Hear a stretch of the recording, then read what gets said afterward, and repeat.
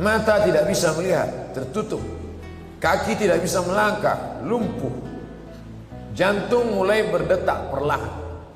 Tapi ada mukjizat, keutamaan yang diberikan Allah, yang diberikan kepada Nabi Muhammad sallallahu alaihi wasallam. Laqinu mautaku, dengarkan ke telinga orang yang hampir sakratul maut itu kalimat la ilaha illallah. Apa maknanya? Bahwa telinga orang yang koma sekalipun bisa mendengar. Itu mukjizat yang ada pada diri Muhammad sallallahu alaihi wasallam. Orang-orang yang koma, hampir mati, telinganya tidak peka, tidak tuli, mereka bisa mendengar. Bisikkanlah surat Yasin ke telinga mereka, bisikkan ayat kursi ke telinga mereka, meleleh air matanya. Bukan 1, 2, 3 kali yang dilakukan pada orang-orang yang sakit. Tangannya tidak bergerak, maka dia tidak bisa merespon dengan bersalaman. Mulutnya tidak bisa berkata, tapi air mata tidak dapat ditahan. Air mata salah satu respon. Dia tidak sedih, dia tidak sedang berduka, dia hanya ingin memberitahu bahwa aku mendengar suara. Saat suara azan masuk ke telinganya, dia sangat ingin datang ke masjid ini. Tapi saat itu apalah daya, kaki tak dapat dilangkahkan, tangan tidak dapat dihayunkan. Oleh sebab itu nikmat itu baru kita syukuri ketika dia sudah dicabut dari diri kita. Hari ini kita tidak menganggap nikmat sehat ini nikmat yang besar, karena setiap hari kita sehat. Tapi begitu terasa badan panas dingin, barulah kita merasa, oh, ada satu nikmat yang sudah tercabut. Ada saudara kita yang amat sangat ingin bersama dengan kita, tapi tidak bisa, karena satu nikmat diambil oleh Allah. Nikmat itu bernama nikmat sehat. Tapi ada di luar sana yang sehat, matanya sehat, kakinya sehat, semuanya sehat, tapi ada nikmat terbesar yang dicabut dari dirinya, yaitu nikmat iman dan Islam. Alhamdulillah, siang hari Jumat yang penuh barakah, dua nikmat itu masih bersemayam dalam badan kita. Kita masih sehat dan kita masih berkata lantang di hadapan Allah, wajjahtu wajhiya, aku hadapkan wajahku bukan kepada pejabat, bukan kepada orang kaya, lillazi fataras samawati wal ard, kepada dia yang menciptakan langit dan bumi, hanifan, aku condong kepada kebenaran, musliman, aku seorang muslim yang hanya berserah diri kepada Allah. Aku tidak serahkan diriku kepada atasanku, aku tidak serahkan diriku kepada hartaku, aku tidak serahkan diriku kepada manusia. Musliman, aku seorang muslim yang hanya berserah diri kepada Allah. Wa ma ana minal musyrikin, aku tidak persekutukan Allah dengan apapun. Aku tidak duakan dia dengan benda, aku tidak duakan dia dengan manusia. Aku hanya menyembah dia yang esa, tunggal, tak berbilang. Qul huwallahu ahad, katakan Allah esa, Allahus samad, meminta, berharap hanya kepada dia. Iyyaka na'budu, kepada engkau kami menyembah, wa iyyaka nasta'in, kepada engkau juga kami meminta pertolongan. Oleh sebab itu di antara rukun khutbah Jumat, kalau sampai khatib lupa mengucapkannya, maka batal khutbah. Kalau khutbah batal, maka batal solat Jumat. Karena rukun solat Jumat mesti ada khutbah Jumat. Man lagha fala jum'atalah, siapa yang tidak mendengar khutbah Jumat, siapa yang melakukan perbuatan sia-sia, maka tiada Jumat baginya. Solat Jumat bukan sekedar 2 rakaat. Solat Jumat bukan sekedar iftitah, Fatihah, rukuk, sujud, i'tidal, salam. Solat Jumat adalah mendengarkan pesan syukur kepada Allah dengan mengucapkan alhamdulillah, berselawat kepada Rasulullah, bil khusus pada hari Jumat sebagai tanda ingat. Man shalla alayya salatan, siapa yang berselawat kepadaku 1 kali saja, sallallahu alaihi biha asyra, Allah balas 10 kebaikan. Wa khuttan anhu asyara sayyiat, ditutupi 10 dosa, silap dan kesalahan. Wa rufi'an lahu asyara darajat, dinaikkan 10 derajat tingkatan kemuliaan di hadapan Allah Subhanahu wa ta'ala. Datang dari Fakfak menuju Jakarta singgah sebentar di kota Sorong. Ini bukan kota tujuan, ini hanya kota persinggahan saja. Sementara pesawat tiba, maka duduklah sejenak. Begitulah agaknya hidup ini. Ini bukan negeri kita, ini bukan tujuan utama. Kita datang dari alam roh, selesai dari alam roh singgah sebentar di alam rahim. 9 bulan 10 hari sampai masanya kita pindah ke alam dunia. Di alam ini tidak lama. Kata Nabi, umur umatku baina sittina wa sab'in. Ada yang 60, ada yang 70, sedikit sekali yang lebih. Lalu kemudian setelah itu berpindah ke alam berikutnya disebut dengan alam barzah. Di alam barzah berapa lama? Sementara malaikat meniupkan sangkakala. Ketika ditiupkan terbelahlah langit, naiklah air laut ke darat, tumpah manusia. Setelah itu kita pun akan bangkit, terjadilah hari kiamat. Setelah itu barulah kita akan menempati akhir dari segalanya. Itulah alam yang kekal abadi. 2 kali diulang dalam Al-Quran. Walal akhiratu khairul laka minal ula. Akhirat itu lebih baik daripada dunia. Wal akhiratu khairu wa abqa. Akhirat lebih kekal, lebih baik, lebih abadi.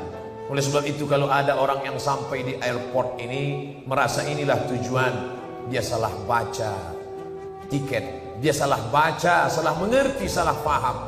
Ini bukan tujuan utama, ini hanya tempat persinggahan semata. Kalau ada yang melihat pesawat sudah datang untuk membawa ke destinasi terakhir, tapi dia tetap duduk santai, ada 2 kemungkinan. Yang pertama, ini orang tidak mengerti hakikat transit. Yang kedua, bahwa ini orang mungkin akalnya sudah hilang. Rufi'al qalam, mereka memang tidak dicatat amalnya. 3 orang ini memang tidak diakui kehidupannya. Anis sobi hatta yahtalib, anak kecil sampai akil baligh.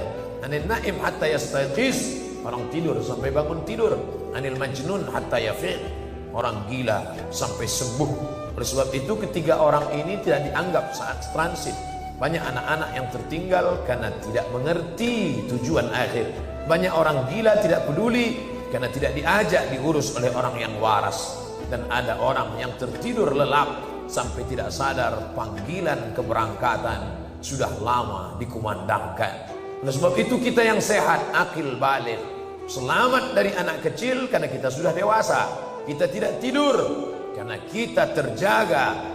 Dan kita bukan orang gila karena kita adalah orang yang akil, berakal. Baligh, umur sudah sampai, maka kita dibebani hukum. Sadarlah bahwa ini hanya tempat persinggahan. Berapa lama kita di sini?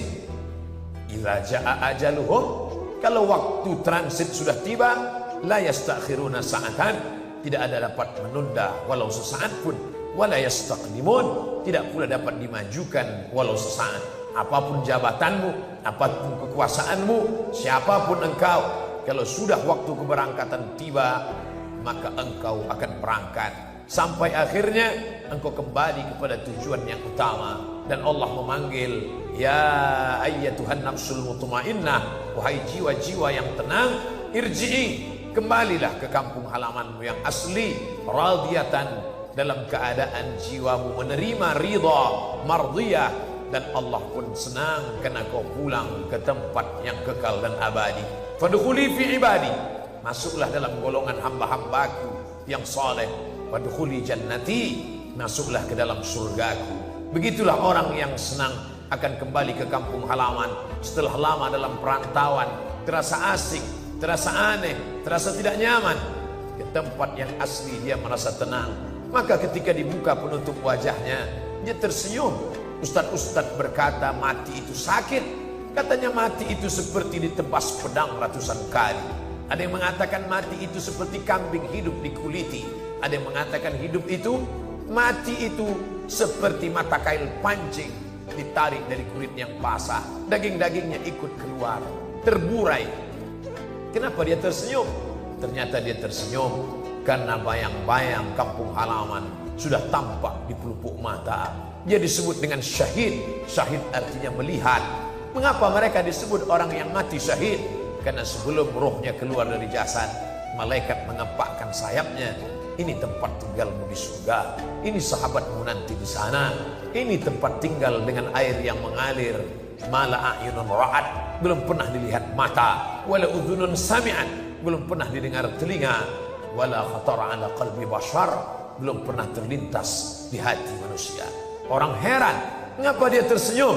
Tapi orang yang mengerti faham, 14 abad yang lalu Nabi kami sudah berpesan, ada orang-orang yang melihat tempat tinggalnya sebelum dia meninggalkan tempat transit yang sementara ini.